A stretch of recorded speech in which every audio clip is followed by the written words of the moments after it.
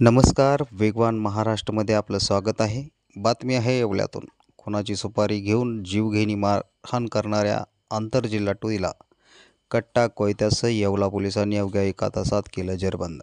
याबाबतची पोलिसांकडून मिळालेली माहिती अशी, सोमठाणदेश तालुका येवला येथून येवला पोलिसांना खबर मिळाली की सोमठाणदेश येथील गौरव दत्तू सोनवणे यांच्यासह कुटुंबाला जीवे मारण्याच्या उद्देशाने जीवघेणी मारहाण करून कोपरगावच्या दिशेने 2 चारचाकी वाहने गेली असून त्यात 7 ते 8 संशयित आरोपी असल्याची माहिती मिळताच येवला पोलीस तात्काळ घटनास्थळाकडे जात असताना धुळगावजवळ त्यांना संशयित वाहने येवल्याच्या दिशेने जाताना दिसले असता त्यांना पोलिसांनी थांबवण्याचा प्रयत्न केला, मात्र संशयित आरोपी न थांबता भरधाव वेगाने येवल्याच्या दिशेने गेले असता पोलिसांनी त्यांचा सिनेस्टाईल पाठलाग करत कोपरगाव रोड येथील आसरा लॉन्स समोर सदर गाड्यातील 8 इसमांना ताब्यात घेण्यात आले व त्यातील 2 संशयित पळून गेले।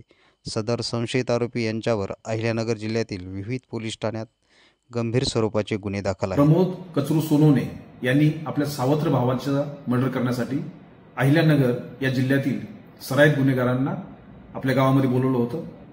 त्यांनी गौरव दत्तू सोनवणे याच्या घरी जाऊन त्याच्या कुटुंबियांना मारहाण करत असताना गावातून पोलीस पाटीलांनी त्यांच्याकडून माहिती मिळाल्यानंतर तात्काळ त्या ठिकाणी पोलीस पोहोचण्याचा प्रयत्न केला।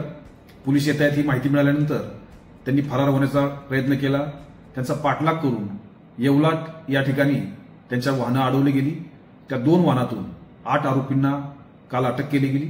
त्यांच्याकडून धारदार शस्त्र आणि गावठी कट्टा, जिवंत असणारे 3 काडतूस हे जप्त करण्यात आलेले आहे। या बाबतीमध्ये 307 आर्म्स ऍक्ट आणि इतर महत्वाचे जे सेक्शन्स आहेत त्याच्या अंतर्गत गुन्हा दाखल करण्यात आलेला आहे आणि हे गुन्हेगार जे आहेत त्यांच्यावर नेवासा, संगमनेर आणि इतर पोलीस स्टेशनमध्ये 6 आणि 6 पेक्षा अधिक गुन्हे, तेही मर्डर, अटेम्प्ट टू मर्डर असे गंभीर स्वरूपाचे गुन्हे दाखल आहेत। याच्या बाबतीमध्ये सर्व 8 आरोपींना अटक करण्यात आलेली आहे।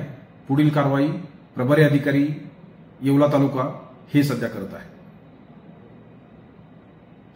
नाशिक जिल्हा कायद्याचा बाल जिल्हा, नाशिक जिल्हा कायद्याचा बाल जिल्हा, नाशिक जिल्हा कायद्याचा बाल जिल्हा।